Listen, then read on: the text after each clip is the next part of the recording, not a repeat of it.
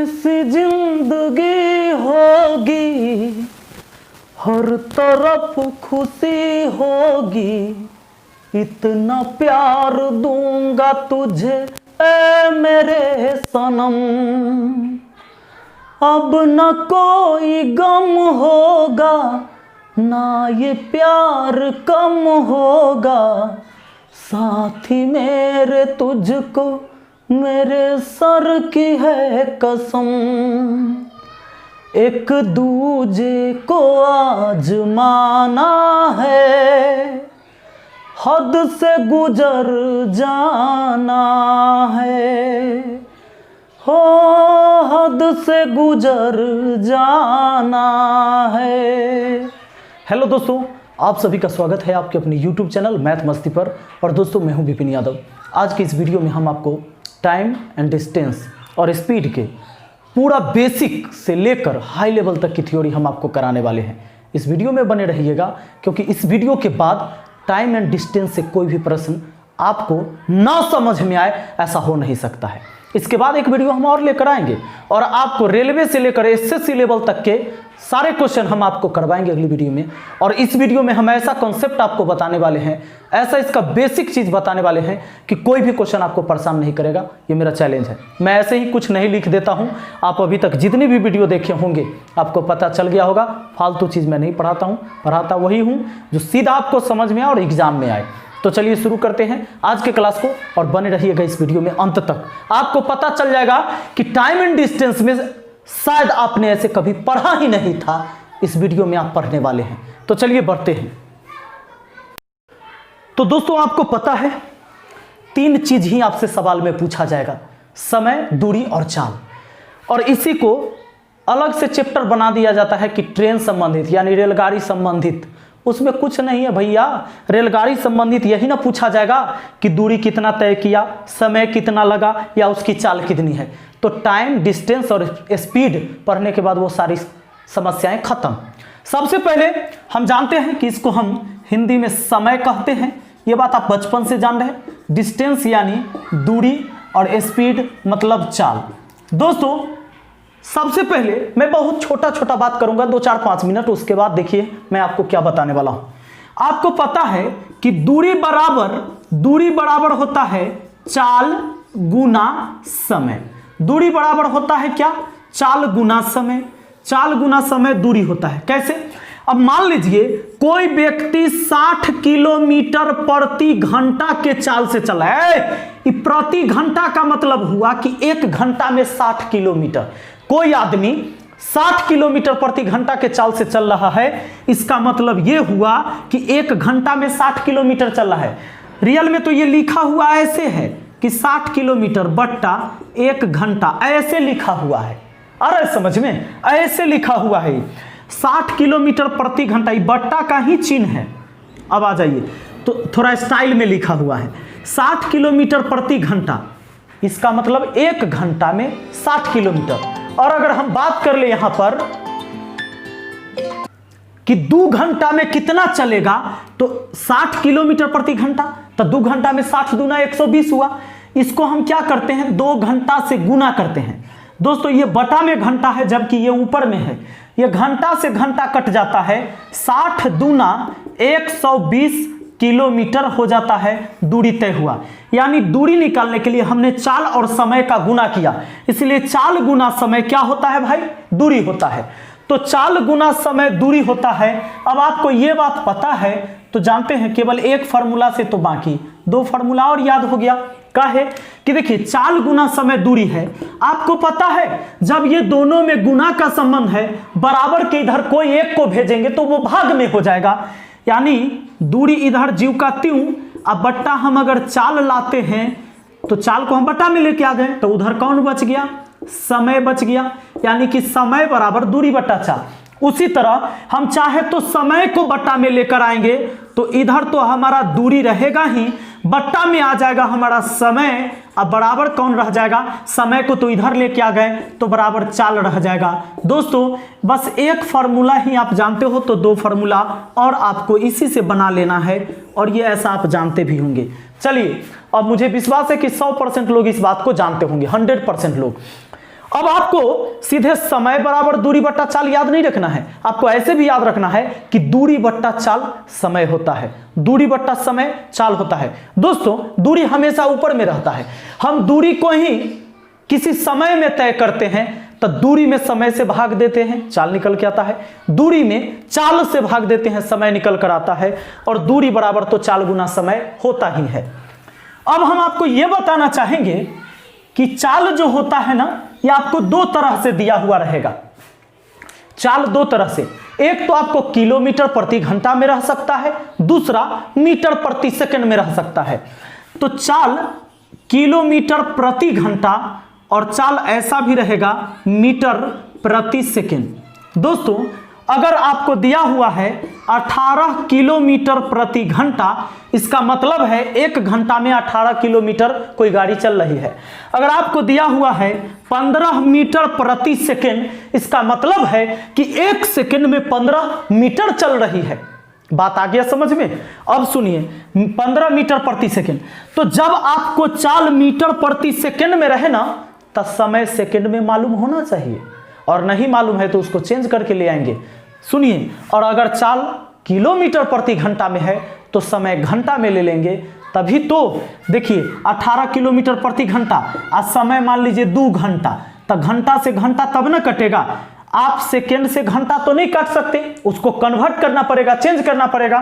तो याद रहे कि चाल अगर किलोमीटर प्रति घंटा में है तो आपको समय घंटा में रहना चाहिए, अगर चाल मीटर प्रति सेकंड में है तो समय सेकंड में होना चाहिए।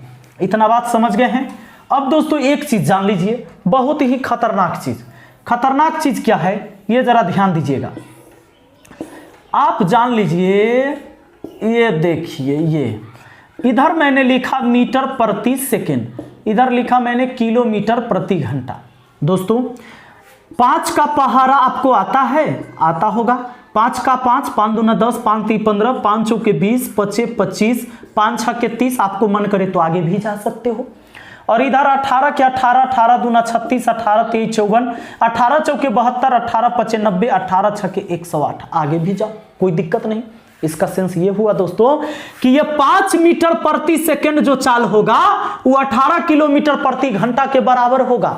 10 मीटर प्रति सेकंड चाल जो होगा वो 36 किलोमीटर प्रति घंटा के बराबर होगा। अगर 15 मीटर प्रति सेकंड चाल है तो 54 किलोमीटर प्रति घंटा के बराबर होगा। ये बात हम क्यों बता रहे हैं? क्यों बता रहे हैं हम आपको ये बात? ये इसलिए बता रहे हैं कि आपको जब सवाल आएगा ना तो चाल को चेंज करते रहना होगा। बराबर सवाल में आते रहता है, ऐसा बार बार आएगा कि चाल को आपको कन्वर्ट करना पड़ेगा। और ये बात आपको पता है तो 90% सवाल में ये ट्रिक आपको काम करेगा। बाकी 10% कहाँ जाएगा उसके लिए हम बताएंगे कि 5/18 और 18/5 का यूज करेंगे। क्यों करेंगे? 18/5 का क्यों, उसको भी बताएंगे। ध्यान दीजिएगा दोस्तों। तो इधर 5 का टेबल याद रखना है, इधर 18 का टेबल। मीटर प्रति सेकंड हमेशा छोटा यूनिट होता है, तो छोटा वाला में छोटका का पहाड़ा। अब किलोमीटर प्रति घंटा बड़ा यूनिट होता है, तो इसमें बड़का के पहाड़ा। अरे बड़ा छोटा नहीं समझे भैया, अरे मीटर छोटा होगा ना किलोमीटर से, और सेकंड छोटा होता है ना घंटा से, होता है कि नहीं? तो छोटका वाला में छोटका के पहाड़ा और बड़का वाला में बड़का के पहाड़ा, यही तो बात है। तो बताइए, अगर 20 मीटर प्रति सेकंड आपसे कहा जाए तो 20 होता है 5 को 4 बार पढ़ने से, तो उधर 18 को 4 बार पढ़ दीजिए। 18 चौके 72 किलोमीटर प्रति घंटा। हम अगर आपसे कहें कि जरा बताइए 25 मीटर प्रति सेकंड किलोमीटर प्रति घंटा में कितना होगा? 25। आप सोचिएगा 25 पूछे हैं, 25, तब 25 होता है 5 के 5 बार पढ़ने से, तो 18 को 5 बार पढ़ दीजिए। 18 5 90 किलोमीटर प्रति घंटा हो जाएगा। क्लियर ना? चलिए आगे बढ़ते हैं। तो इसमें से आप समझ गए होंगे, अगर आपसे पूछा जाए कि 36 किलोमीटर प्रति घंटा, 36 किलोमीटर प्रति घंटा बराबर मीटर प्रति सेकंड में कितना? 36। 18 दूना 36 होता है, तो उधर 5 दूना 10 मीटर प्रति सेकंड हो जाएगा। अब आइए आगे कुछ चीजें सीखते हैं दोस्तों। लेकिन आप कहेंगे सर अगर आपके पास 36 था तब ना, लेकिन अगर 40 किलोमीटर प्रति घंटा रहता तब मीटर प्रति सेकंड में कितना होता? तो दोस्तों एक चीज याद रखिएगा, एक चीज याद रखिएगा, 5/18 और 18/5। आप हमें बताइएगा ये दोनों में से छोटा कौन है?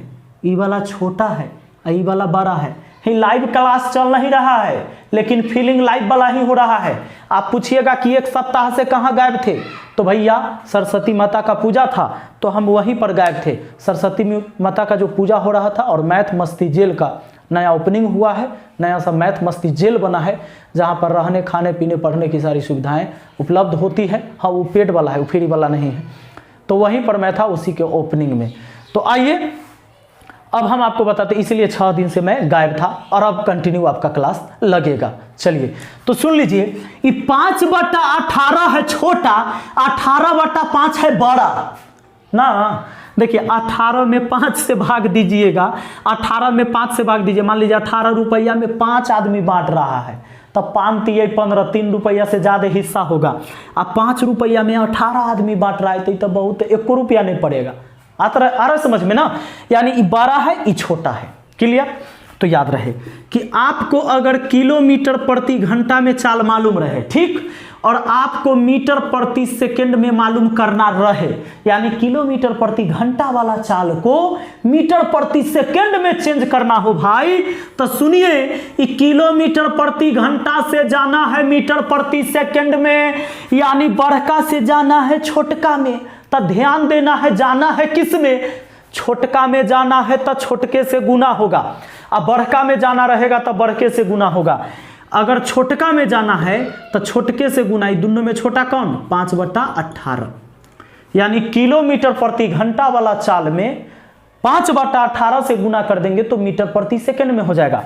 उसी तरह अगर मीटर प्रति सेकंड में चाल पता हो और आपको किलोमीटर प्रति घंटा में पता करना हो, तो आपको तो जाना है बड़ा वाला में, तब बड़ा वाला में जाना है तब बड़के से गुना करिए। बड़का से गुना, दोनों में बड़ा कौन है?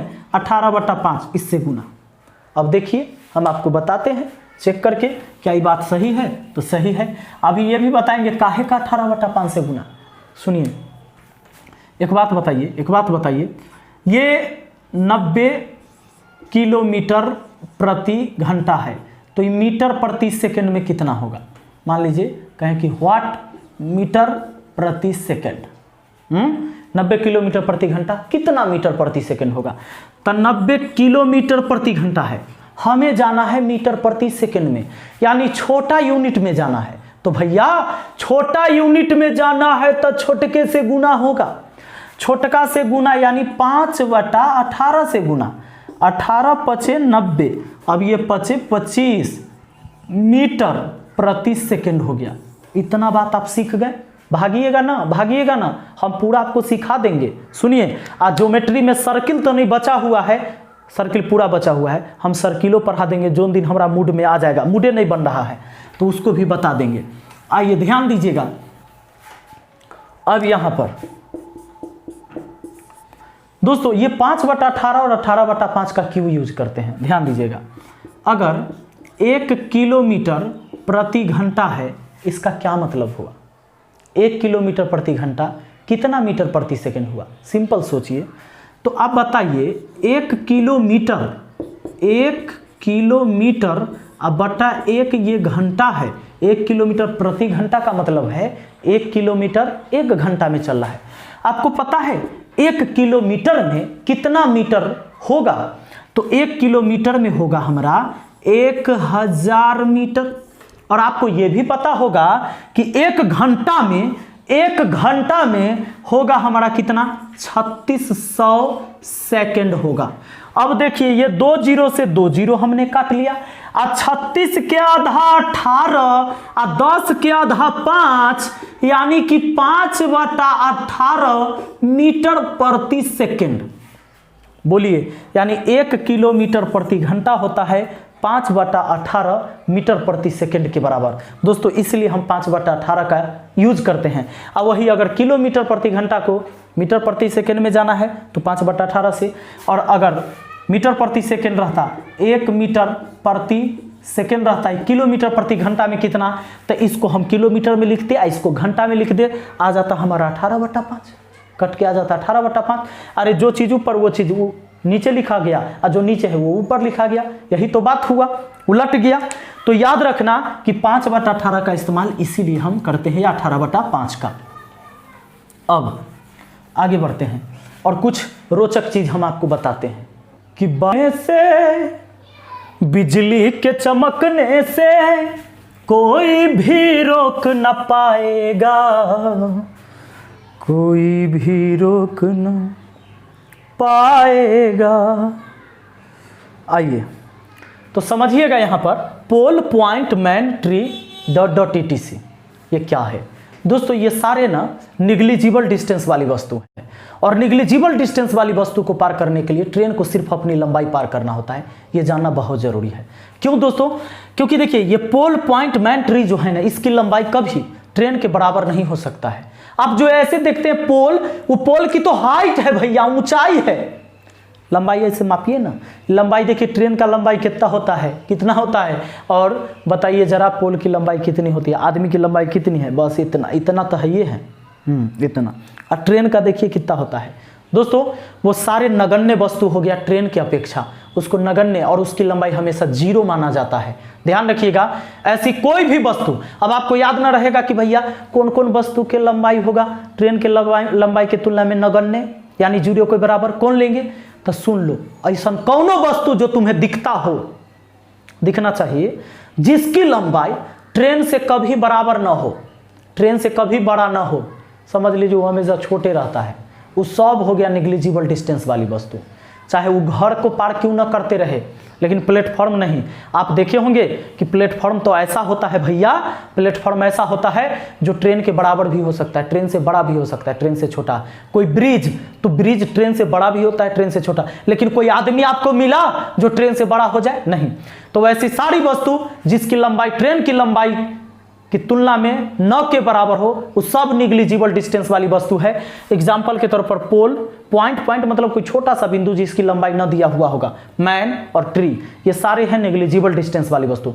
और इसको पार करते समय ना ट्रेन को सिर्फ अपनी लंबाई पार करना होता है। वो क्यों, कैसे, देखिए दिखाते हैं। मान लीजिए ये बिजली का खंभा है और एक ट्रेन इधर से जा रही है। तो भैया ट्रेन जा रही है, ऐसे बुलेट ट्रेन का जमाना आ गया है, लेकिन हम तो यहाँ अभी आपको चलाएंगे कोयले वाला इंजन। अब सुनिए, तो ये क्या हो रहा है, ध्यान दीजिए, कोयला वाला इंजन है, धुआं दे रहा है, हाँ, हालांकि पॉल्यूशन नहीं फैलाएगा, ऐसा मैंने ट्रेन बनाया है। सुनिएगा, तो ये पार करना शुरू करेगा, पार करना शुरू करेगा, तो कहाँ से पार करना शुरू करेगा? जब खंभा के सामने इसका इंजन आएगा, इंजन का मुंह आएगा खंभा के सामने, तो खंभा के सामने हम चिन्ह खींच देते हैं, खंभा के सामने सामने चिन्ह खींच दिए कि बाद में इन्हें कहिएगा कि बेईमानी हो गया। सुनिए, तो अब पार करना शुरू करेगा। बताइए एक सीन ऐसा होगा और आपको जानना है कि क्या पार कर गई कि नहीं। आपसे हम सवाल पूछेंगे,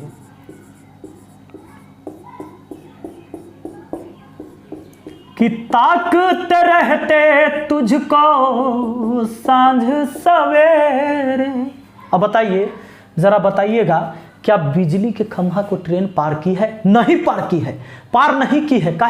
काहे कि पिछला तो 2-3 गो डब्बा बचले हैं। अच्छा एक बात बताइए, इंजन तो इस सामने से चला, पार करना शुरू किया, इंजन यहां से लेकर यहां तक आ गई, अब फिर भी पार नहीं की है।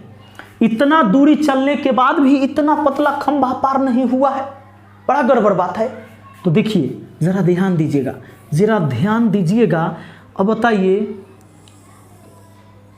क्या ऐसा स्थिति हुआ होगा तब ट्रेन पार कर गई होगी क्या? इस बार कैप्सूल ट्रेन बन गया है, ध्यान दीजिए। यानी जैसे ही पिछला डब्बा छोड़ेगा, किसको? पिछला डब्बा जैसे ही खंभा को छोड़ेगा, जस्ट उसी टाइम पार कर जाती है ट्रेन। यानी उसको यहाँ से चलते चलते कहाँ तक चलना पड़ा?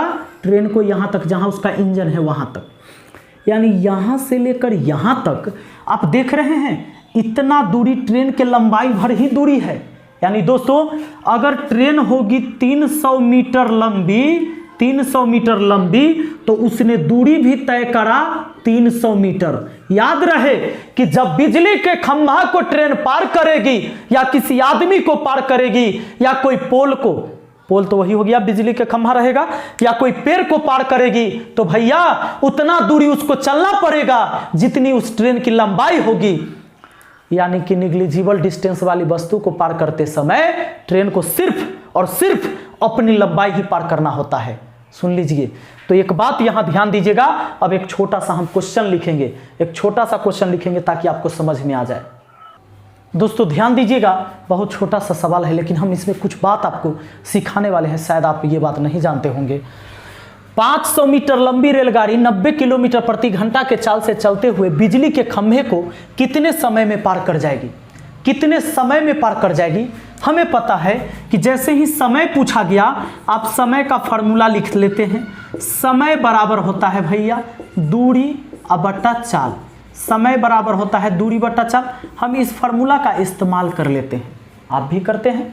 तो समय, कितना समय लगेगा, तो आपको समय लगने के लिए दूरी, तो दूरी आप लिख लेते हैं 500 मीटर, और 500 मीटर दूरी 90 किलो, ये 500 मीटर 90 किलोमीटर प्रति घंटा के चाल से चला है। नीचे चाल लिखे दोस्तों, अभी कटेगा नहीं क्योंकि ऊपर मीटर में है और ये किलोमीटर प्रति घंटा है, सेम यूनिट में नहीं है, गड़बड़ा जाएगा। आप ऊपर वाला को 500 मीटर है तो ठीक, अब 90 किलोमीटर प्रति घंटा, 90 होता है 18 के 5 बार पढ़ने से, तो नीचे 5 को 5 बार पढ़िए, यानी 25 मीटर प्रति सेकेंड कहिएगा। थोड़ा देर पहले बताएं कि ना, सुनिए, मीटर से मीटर 25 दूना 50, यानी 20 सेकेंड लगेगा पार करने में। लेकिन एक बात आपके दिमाग में ये रह जाता है कि समय बराबर होता है दूरी बट्टा चाल, लेकिन ये दूरी कहाँ से लिख दिए 500 मीटर? क्या खंभा को पार करते समय 500 मीटर गाड़ी चली है? क्या हुआ था, कहाँ से ये दूरी आया? ये दूरी कैसे ले लिए? ये तो 500 मीटर ट्रेने की लंबाई है। तो भैया अभी जस्ट हमने बताया था, हमने क्या बताया था जानते हैं? सुनिए जरा, बैक में आइए, कि जब कोई बिजली के खंभा को ट्रेन पार करती है तो सीन कुछ ऐसा रहता है ना,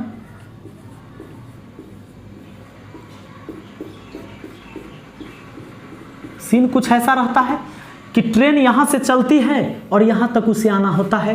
कहने का मतलब कि अगर उस ट्रेन की लंबाई 500 मीटर थी, ट्रेन की लंबाई 500 मीटर, तो इस बिजली के खंभा को पार करते समय उस ट्रेन को भी कितना चलना पड़ा होगा? अरे ये ट्रेन जितना बड़ा है उतना ही बड़ा ना दूरी उसको तय करना होता है, यानी 500 मीटर दूरी तय करना होता है। दूरी ई वाला लिया जाता है, बात आ रही समझ में? लेकिन यह दूरी ट्रेन के लंबाई भर ही होता है, इसलिए हम वहां फार्मूला में इस्तेमाल कर लिए कि ये 500 मीटर दूरी हुआ, चाल 90 किलोमीटर प्रति घंटा हुआ, तो 90 को हमने लिख लिया 25 मीटर प्रति सेकेंड, और यह हो गया दूरी बट्टा चाल, हमारा निकल गया क्या? समय। तो देखिए मीटर मीटर कटा, 25 दूना 50, सेकेंड जाकर ऊपर गुना हो गया, तो 20 सेकेंड में पार कर गया। यही तो बात था ना, और क्या बात था? यही बात था। तो दूरी कहां से आया? क्योंकि कोई भी गाड़ी जब बिजली के खंभा को या आदमी को या पेड़ को पार करती है तो उस समय उतना दूरी उसे तय करना पड़ता है जितना उस गाड़ी की लंबाई होती है, इसलिए डायरेक्ट हम लोग यहां गाड़ी की लंबाई ही लिख लेते हैं। यही बात बताना हम चाहते थे। तो आपको शायद लगा होगा कि कुछ स्पेशल बात जरूर है तो बात वही दोस्तों, लेकिन मैंने बताने का अंदाज बदला है और आपको सिखाने का प्रयास किया है उसके नस तक पहुंचकर, कि रग रग में इस तरह तू समाने लगा। ऐसे ही मैथ आपके रग रग में समा जाना चाहिए। अब दोस्तों अगला बात आप देखना, प्लेटफॉर्म, प्लेटफॉर्म हो, प्लेटफॉर्म हो, ब्रिज हो, प्लेटफॉर्म और ब्रिज, प्लेटफॉर्म और ब्रिज, इसकी जो लंबाई होती है ना दोस्तों, ये ट्रेन से बड़ा भी हो सकता है, ट्रेन से छोटा भी हो सकता है, ट्रेन के बराबर भी हो सकता है। आपने ऐसा देखा होगा। वैसे कोई भी वस्तु जिसकी लंबाई ट्रेन से बड़ा, बराबर या छोटा हो, वो सारा होगा सेल्फ डिस्टेंस वाली वस्तु। उसको क्या कहते हैं? सेल्फ डिस्टेंस, सेल्फ डिस्टेंस वाली वस्तु, सेल्फ डिस्टेंस वाली वस्तु। और इनको पार करते समय ना ट्रेन को अपनी और उस वस्तु की लंबाई के योग को पार करना होता है। हाँ, अब चलिए इसमें भी बड़ा रोमांचक बात आपको सिखाते हैं। सेल्फ डिस्टेंस वाली वस्तु किसे कहते हैं? वैसे कोई भी वस्तु जिसकी लंबाई ट्रेन से बड़ा भी हो सकता है, ट्रेन से छोटा भी हो सकता है और ट्रेन के बराबर भी हो सकता है, उस सारा सेल्फ डिस्टेंस वाली वस्तु ही। लेकिन जो कभी बड़ा नहीं होगा, जरूरी नहीं कि छोटे हो, खाली बड़ो रहे तब भी चलेगा, लेकिन कोई भी ऐसी चीज़ जो ट्रेन से छोटे है, जैसे आदमी का लंबाई है ना, पोल की लंबाई, पैर की लंबाई, तो निग्लिजिबल हो गया, उसकी लंबाई 0 मान लिया जाता है। अब दोस्तों होता क्या है कि मान लीजिए यह एक प्लेटफॉर्म है PF, ठीक है, ये एक प्लेटफॉर्म है और इधर से एक ट्रेन गुजर रही है। अभी ट्रेन जा रही है तो जाएगी ही, जहाँ जाना है तो भैया जाएगी, रुकेगी नहीं, जा रही है। तो पार करना जब शुरू करेगी तो जरा ध्यान दीजिएगा कैसे पार करेगी। ये प्लेटफॉर्म का ये पहला सिरा है, तो इसके सामने से पार करना शुरू की होगी, तो लाइन खींच दी है प्लेटफॉर्म के सामने, ठीक, प्लेटफॉर्म के सामने। अब आप देखिए जरा, एक सीन हम आपको बताने वाले हैं, एक सीन आपको बताने वाले हैं। आप मुझे बताइएगा, आप खुद में सोचिएगा, क्या यह ट्रेन प्लेटफॉर्म को पार कर ली है? ट्रेन प्लेटफॉर्म को पार कर ली है ना? जबकि आप देख रहे हो ट्रेन यहां से लेकर यहां तक चल के आ गई है, फिर भी पार नहीं की है, फिर भी पार नहीं की है। कब पार करेगी, कब पार करेगी ये ट्रेन? तो जैसे ही इसका पिछला डब्बा, याद रहे, जैसे ही पिछला डब्बा प्लेटफॉर्म के लास्ट वाले छोर को छोड़ दे, तब पार कर जाएगी दोस्तों। यानी कि ट्रेन को यहां से लेकर चलते चलते चलते चलते यहां तक आना पड़ा, तब जाके पार हुआ। आपको पता है यहां से लेकर, यानी इस सामने से लेकर इस सामने तक प्लेटफॉर्म की लंबाई है, अब प्लस यहां से यहां तक ट्रेन की लंबाई है। इसका मतलब कि इस प्लेटफॉर्म को पार करते समय ट्रेन को वहां तक जाना पड़ा। कहां तक? यहां से लेकर यहां तक, यानी कि प्लेटफॉर्म को पार करते समय ट्रेन को प्लेटफॉर्म की लंबाई अब प्लस में ट्रेन की लंबाई के योग को पार करना होता है। तो सिर्फ प्लेटफॉर्म पर ही ये लागू नहीं होता है। कोई सुरंग दे देगा, कहेगा 50 मीटर लंबा सुरंग है, आपको कह देगा कोई ब्रिज को ट्रेन पार करते रहिए, ब्रिज पर से ट्रेन जा रही है, उस टाइम भी ट्रेन को अपनी लंबाई के साथ साथ उस वस्तु की लंबाई के योग को पार करना होता है। तो याद रखिएगा, सेल्फ डिस्टेंस वाली सारी वस्तु में ऐसा होता है। और वैसा कौन वस्तु? जो ट्रेन से बड़ा भी हो सकता है, छोटा भी हो सकता है, बराबर भी हो सकता है। तो चलिए एक क्वेश्चन लिखते हैं और देखिएगा क्या होता है इसमें। दोस्तों ध्यान दीजिएगा, क्वेश्चन हमारे सामने कि 72 किलोमीटर प्रति घंटा के चाल से चलती एक रेलगाड़ी 400 मीटर लंबे प्लेटफॉर्म को कितने समय में पार कर जाएगी? कितने समय में पार कर जाएगी?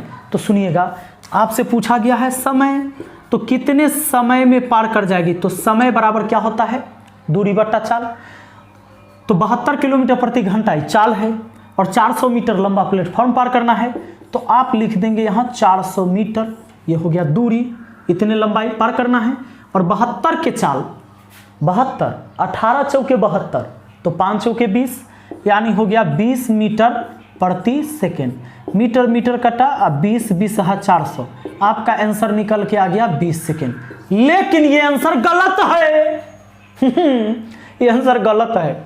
अब कहिएगा काहे गलत? तो काहे गलत? देखिए काहे गलत भैया।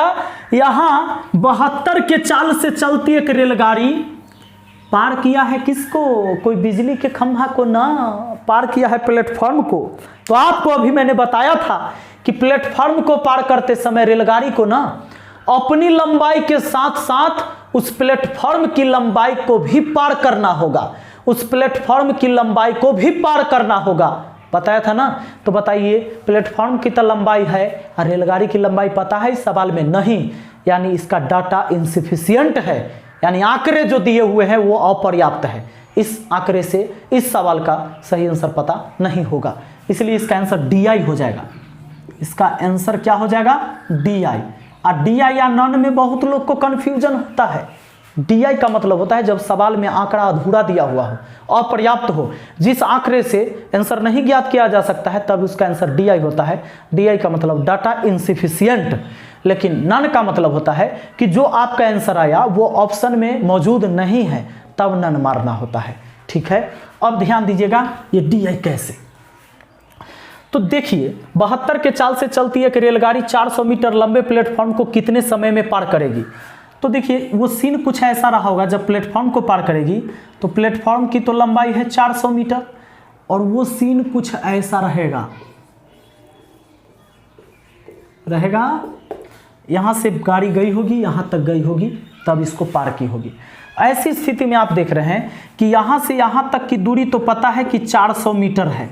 अच्छा, और 72 के चाल से चलती रेलगाड़ी है, 400 मीटर लंबे प्लेटफॉर्म को कितने समय में पार करेगी?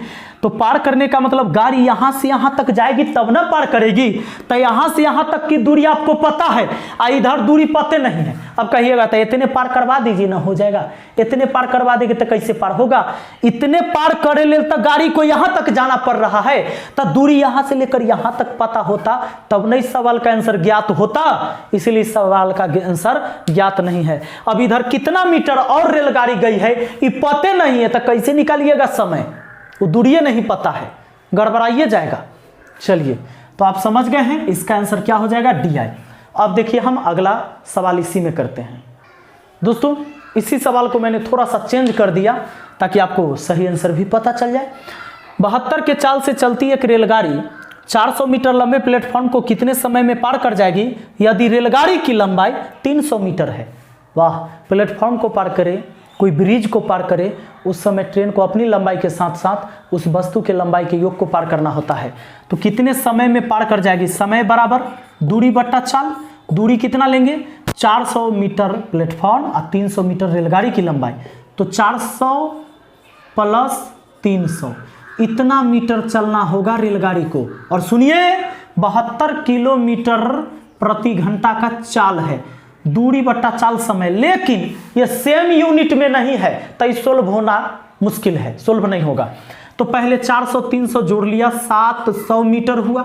अब 72 किलोमीटर प्रति घंटा को हम मीटर प्रति सेकंड में 20 मीटर प्रति सेकंड लिख सकता हूं। मीटर मीटर काटा 0 से 0, 2 से 70 काटा 35 बार में, यानी भैया 35 सेकंड में अपना काम हो जाएगा। है ना बात समझ में? आइए अब दिखाते हैं एक और सवाल, बहुत ही मजेदार। आइए दोस्तों, बहुत ही मजेदार सवाल है। सवाल कहता है कि 90 किलोमीटर प्रति घंटा के चाल से चलती एक रेलगाड़ी बिजली के खंभे को 8 सेकंड तथा एक प्लेटफॉर्म को 20 सेकंड में पार कर जाती है, तो उस प्लेटफॉर्म की लंबाई कितनी होगी? ठीक है, देखिए कई तरीका इसको बनाने का है। पहले मैं एक तरीका बताऊंगा जो थोड़ा समय लगाऊंगा, आपको इसके नस तक पहुंचाऊंगा और सिखाऊंगा इसको।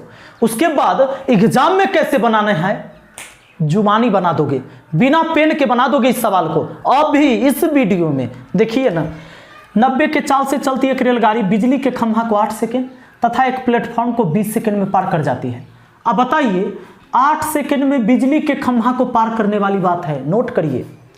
8 सेकंड में बिजली के खंभा को कहा ना, समझ जाना है, वो बिजली के खंभा ना पार हुआ है, खंभा उम्मा नहीं पार होता है। उस समय रेलगाड़ी को अपनी लंबाई पार करना हुआ होगा, नहीं समझे? बिजली के खंभा को पार करते समय सीन कुछ ऐसा रहता है कि नहीं रहता है? यानी वो बिजली के खंभा को नहीं पार कर रहा है, उतना दूरी चलता है जितना उस ट्रेन की लंबाई होती है। तो यानी यहां से यहां तक की लंबाई आप निकाल लेते हो। बताओ, बिजली के खंभा को पार किया है 8 सेकंड में, यही चाल से चलकर ना। और 90 किलोमीटर प्रति घंटा को हम क्या बोल सकते हैं? 25 मीटर प्रति सेकंड बोल सकते हैं कि नहीं? तो 25 मीटर प्रति सेकंड के चाल से चला और यहां से यहां तक जाने में उसको 8 सेकंड लगा। बिजली के खंभा को पार करने का मतलब यहां से यहां जाना, तो 8 सेकंड से गुना किए, 4 गुना समय दूरी होगा, मतलब ये लंबाई निकल जाएगा। और ये लंबाई किसके बराबर? ट्रेन के बराबर, यानी ये लंबाई ट्रेन का हो गया। हाँ, सेकंड से सेकंड कटा, अब 25 अट्ठे 200, यानी 200 मीटर हुआ ट्रेन की लंबाई। आगे कहता है तथा एक प्लेटफॉर्म को 20 सेकंड में पार कर जाती है। अब प्लेटफॉर्म को 20 सेकंड में पार करने का मतलब समझे कि नहीं? सुनिए, ऐसा सीन रहा होगा कि प्लेटफॉर्म को जब ट्रेन पार की होगी ना दोस्तों, तो सीन कुछ ऐसा रहा होगा, यहां से लेकर ट्रेन यहां तक गई होगी। यानी जानते हैं, इधर तो हो गया प्लेटफॉर्म यहां तक, और इधर हो गया ट्रेन की लंबाई। यानी यहां से यहां तक गई है ट्रेन, कितना देर में? 20 सेकंड में। चाल तो यही है, तो अब निकलेगा प्लेटफॉर्म प्लस ट्रेन की लंबाई। कहा कि ये जो दूरी आप निकाल दोगे ना, ये दूरी तो दोनों के लंबाई के योग के बराबर ही तो हो जाएगा। यानी वही 25 मीटर प्रति सेकंड के चाल से चलकर 20 सेकंड, 20 सेकेंड तक चली, सेकेंड सेकेंड कैंसिल, 25 दूना 50 यानी 500 मीटर हो गया दोनों के लंबाई का योग। आपसे किसका पूछा रहा है? प्लेटफॉर्म का। तो आप यही बताइए, दोनों के लंबाई का योग 500 मीटर और ट्रेन अकेले है 200 मीटर, तब 500 में से 200 निकाल देंगे तब प्लेटफॉर्म के लंबाई 300 मीटर ना हो जाएगा? हो जाएगा कि नहीं? 500 में से ट्रेन वाला घटा दिए, 500 में से 200 घटा दिए, 300 हो जाएगा प्लेटफॉर्म का। लेकिन हाँ, ये तो हम आपको सिखा रहे थे, एग्जाम में ऐसे नहीं बनाना है। जब आपको प्लेटफॉर्म की लंबाई पूछा है तो क्या करना है बताएं? हम आपको बोले हैं ना कि जुबानी बन जाएगा। सोचना है ऐसे कि भैया 90 के चाल से चलती एक रेलगाड़ी बिजली के खंभा को 8 सेकंड में, 8 सेकंड में बिजली के खंभा, मतलब अपनी लंबाई 8 सेकंड में। अब प्लेटफॉर्म को पार किया 20 सेकंड में, तब प्लेटफॉर्म में न रहा होगा, उसमें प्लेटफॉर्म के साथ साथ उस ट्रेन की लंबाई भी रहा होगा। कितना देर में? 20 सेकंड में। तो यानी दोनों का लंबाई 20 सेकंड और अपनी लंबाई 8 सेकंड, तब 20 में से 8 घटा दो, क्योंकि अपनी लंबाई 8 सेकंड, तो 8 घटा दोगे ना, तो ओनली प्लेटफॉर्म, जितना प्लेटफॉर्म की लंबाई होगा उतने दूर जाने में 20 में से 8 घटाओ 12 सेकंड। अब 12 सेकंड समय हुआ, यही चाल से गुना कर दो, 25 गुने 12 300 मीटर। आपका आंसर तैयार है। हाँ सुनिए, कहता है कि 90 के चाल से चलती एक रेलगाड़ी बिजली के खंभा को 8 सेकंड में, यानी कि अपनी लंबाई 8 सेकंड में पार किया। बात तो ही रहता है, झूठ मूठ के कहते हैं कि बिजली के खंभा को पार किया, बात करते हैं। सुनिए, ट्रेन की लंबाई प्लस प्लेटफॉर्म की लंबाई 20 सेकंड में, तो ट्रेन वाला घटा दीजिए, तो ओनली प्लेटफॉर्म की लंबाई 20 में से 8 घटाएं 12 सेकंड में। तो दोस्तों चाल तो है 25 मीटर प्रति सेकेंड, यानी कि इस चाल से चलकर 12 सेकंड में केवल प्लेटफॉर्म की लंबाई दूरी तय किया होगा। सेकंड कटा, 12 गुने 25 300 मीटर, इसलिए आ गया। नहीं समझे? यानी कि जब प्लेटफॉर्म को पार करती है तो सीन कुछ ऐसा रहता है ना, तो यहाँ से यहाँ तक गया ना 20 सेकंड में, ट्रेन 20 सेकंड यहाँ से यहाँ तक ना, लेकिन इतना दूरी कितना देर में? इतना दूरी चूंकि ट्रेन बिजली के खंभा को 8 सेकंड, तो पूरा ये 20 में से 8 इधर, तो इधर बचा 12 8 ये 20 के बराबर, तो इसीलिए हम 12 सेकंड से गुना किए चाल में, तो केवल इतना लंबाई निकल गया, केवल प्लेटफॉर्म की लंबाई निकल गया। तो ऐसा काम मने हो जाएगा कि नहीं? तो मुझे उम्मीद है कि आपको बहुत ही अच्छा से समझ में आया है। अब सुन लीजिए, अब बढ़ते हैं, हम अगला वीडियो में मिलते हैं आपसे। और ये वीडियो सच में आपके दिल को छू गया है तो लाइक शेयर कमेंट जरूर करिएगा। 6 दिन आप क्लास नहीं हो पाया था सरस्वती पूजा की वजह से, तो आपसे भी हम क्षमा चाहते हैं, चूँकि व्यस्तता थी और सरस्वती माता का पूजा तो भाई करना ही था, तो इसीलिए पूरे उमंग के साथ आया हूं और क्लास लिया। और मुझे उम्मीद है कि माँ सरस्वती ने मुझ में इतनी ताकत दी है और देते रहेंगे कि हम कुछ भी पढ़ाएंगे तो आपको समझ में आएगा और सीधे आपके दिमाग तक हम ठोक देंगे इस बात को। दोस्तों मिलते हैं अगली वीडियो में। वीडियो को लाइक शेयर कमेंट जरूर करिएगा, और नए व्यूअर है तो चैनल सब्सक्राइब करके बेल आइकन दबा लीजिए, ताकि जब भी हम वीडियो डालें तो उस वीडियो का नोटिफिकेशन आप तक सबसे पहले पहुंचे। ठीक है, मिलते हैं अगली वीडियो में। Thank you, best of luck.